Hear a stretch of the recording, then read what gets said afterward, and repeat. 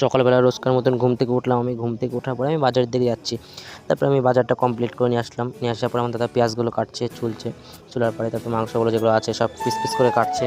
ওগুলো সব মানে কিমা হবে মাংস, তাই মাংস সব আমি সব সিদ্ধতে বসিয়ে দিলাম। বাবা দেখছি সব পেঁয়াজগুলো কাটলো, কেটে পেঁয়াজগুলো সব কিছু মাখানোর প্রস্তুতি নিচ্ছে। মাখানো হয়ে গেলো কমপ্লিট।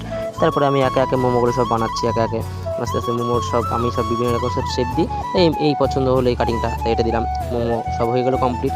তারপরে বাদবাকি কাজগুলো আছে কুরকুরে মোমো, আমাদের এই কুরকুরে মোমোগুলো সবগুলো ভালো করে আমি আর আমার বৌদি দুজনে মিলে সব কাজ করছি কুরকুরে মোমোর যা যা করতে হয়। তারপরে কুরকুরে মোমোটা সব কিছু মানে আমার সব লাগানো হয়ে গেলো। লাগানোর পরে আমি তারপরে কুরকুরে মোমোগুলো সব ফ্রাই করছি হালকা করে, তো ফ্রাই করে বাড়িতে নিয়ে যেতে হয়। বাড়ির থেকে নিয়ে যাওয়ার পরে দোকানে নিয়ে গিয়ে বিক্রি করতে হবে।